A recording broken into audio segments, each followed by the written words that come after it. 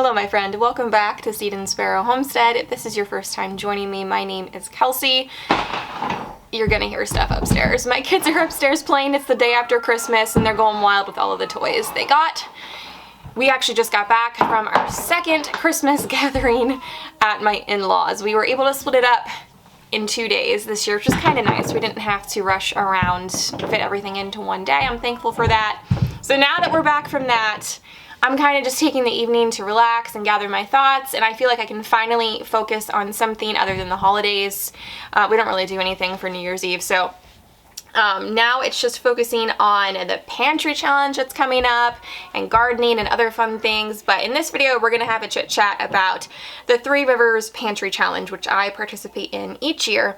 That's put on by Jessica over at Three Rivers Homestead, and I will link her channel down in the description, as well as her video she just put out about how she does this whole challenge. So basically this challenge is not going to the grocery store as much as possible. It is using what you currently have, what we have stored up and worked hard on over the summer months from our gardens, just from keeping a stocked pantry. However, you don't need those things to do this challenge. Something I love about this challenge she puts on is that there are no rules. You make up your own rules so that it works for you. So let's just say you don't homestead, you don't have a garden, you don't keep a canning pantry, any of that stuff, but perhaps you've got some things that have been accumulating in your freezer that have needed used up, or maybe you want to spend less money at the grocery store and you just want to be more intentional about what you're purchasing, the meals you're making. You can make up a challenge for yourself that will just hopefully save you money, maybe get you more creative in the kitchen, trying some new things, using some things up, and making sure nothing is going to waste. So how I like to do this pantry challenge for myself, I give myself a small budget. For the most part, I am not going to the grocery store for the months of January and February. The only store I utilize is our local Amish farmers market. We don't produce any dairy here, and that's something important that I want my family to have access to, so I'm gonna give myself like a $25 budget for some dairy items and for some fresh fruit from the Amish. So I will do some raw milk, some raw cheeses, and some fresh fruit. Other than that, I am relying on the things that I have preserved from my garden here this past year and some from the year before. I've got 4 big freezers and I have a smaller pantry upstairs, and that is what we are going to be working with for all of January and February, which is going to be a lot of fun. I enjoy doing this each year for a few reasons. One of the reasons I love doing this challenge is it is a way to kind of force me to cycle through things. I remember when I first started canning, I had a really hard time using things. It felt like a security blanket, like a safety blanket, having this here in case of emergency. It is a big reason I do this, and the goal here is not to use everything up. I don't believe there's wisdom in using everything up here, but I want to be a good steward of what I have. I want to make sure I am cycling through things, making sure things are not going out of date. I try and use up all my canned goods within 2 years. I do know that they're probably fine after that, but that's just what I personally do. So I have some things here that need to be used. And then in using up some of these things, I am creating space for this coming preservation season. I'm freeing up jars and space to try some new things or just to refill some of my staple items that I don't like to go without. So while there is some purpose here for emergency use in this pantry, it's also a lifestyle. It's a working pantry. I pull from it daily.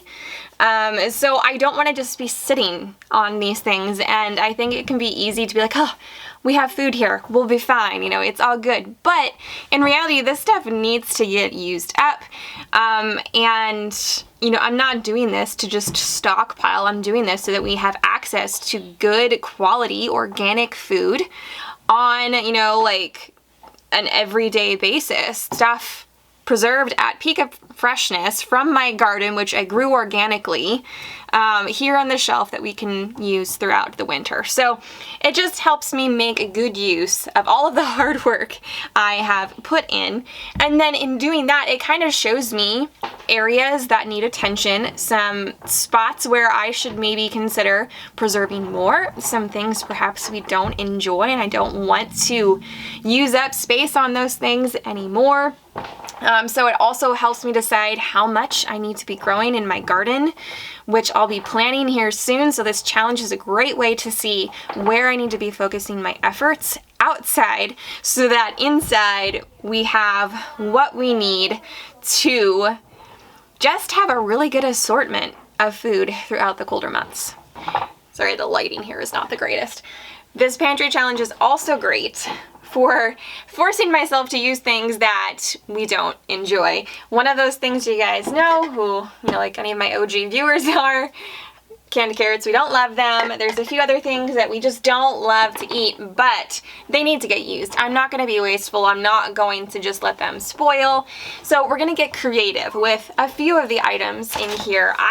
These are pushing, I think these were done in 2021, so they need to get used up.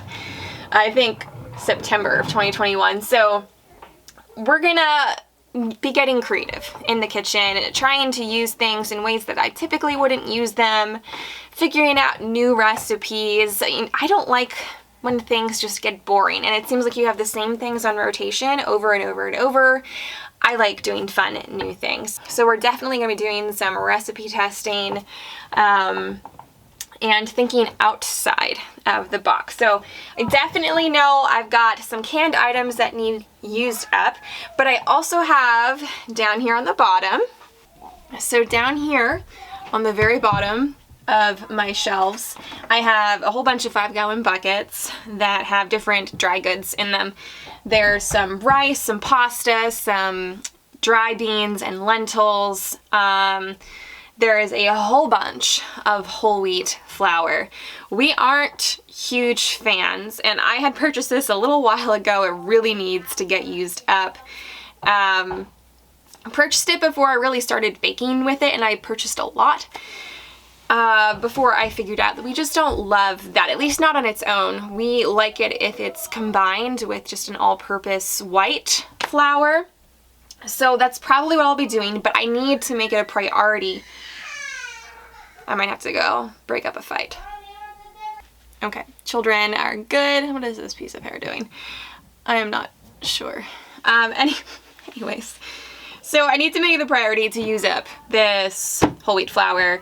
I think I have like 4 or 5-gallon buckets of it. So we're doing a lot of baking, using it in a bunch of different ways. We might just be baking bread to give to the neighbors so that I can use it up and free up these buckets, because what I really want to do going forward is just storing wheat berries in like Mylar bags with oxygen absorbers. It's gonna last so long, way longer than the pre-milled stuff from the store. So that's what I'd like to do from here on out. So project clearing out a lot of these buckets, and then something else we got to work on is over here. I don't know if you can really see it, but this is just some of the potatoes that I harvested from the garden. I have probably another 100 pounds or more upstairs, some of which, now these are okay because they're bigger, but they are starting to get eyes. I do come through here and I pick off the eyes to kind of slow down the process as I see them happening. But I've got quite a few upstairs that are getting kind of squishy and they need to get used. So we're gonna have some potato preservation projects as well. Something else I need to use up is a whole bunch of these rompicante squash. I think I have 11 of them to use. I also have some of these Georgia candy roasters. So we're probably gonna do some sort of pumpkin project. I'm not really sure what at this point in time, but those need to get used. So how I like to work this pantry challenge, at least the first week, is to go into my fridge and just use everything up in there. Start with the most perishable items, anything else that would be out and fresh, and then go to things that have like an expiration date happening soon, like some of my dry goods over here, prioritizing things in that order, and then working on the canned goods that are the oldest.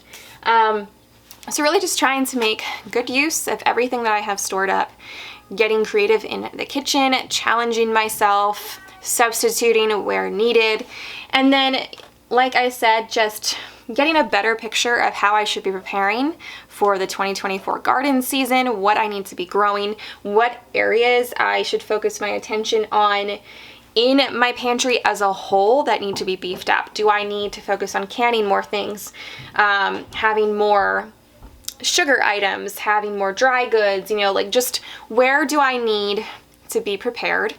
And I also just am interested to see how much we go through, how long things last us, and then get a better idea of, okay, how long could we go without going to the grocery store? Ideally, I would love to get my pantry up to the point where, if need be, disaster hit, we could survive off of everything that I have stored until the next growing season. So always having a continual source of those items that I can produce here until I can produce them again and then harvest and preserve them again. Okay, so like I said, you don't have to be a homesteader to do this. You don't have to have a canning pantry. You don't have to garden or preserve food. However, you can make this work. You make the rules for yourself, but try to challenge yourself to spend less money at the grocery store, to use things that be resourceful, and make sure things don't go to waste. If you think you're going to do this challenge in whatever way you're going to do it, alongside of me and Jessica and a whole bunch of other channels, go ahead and let me know down in the comments. It's always fun to see who else is going to be doing it with us. But starting the first Friday in January, I will put out my first pantry challenge video where I'll be sharing all of the things I've made those first few days of the challenge, just some highlights of some of the recipes I've made using things from my pantry.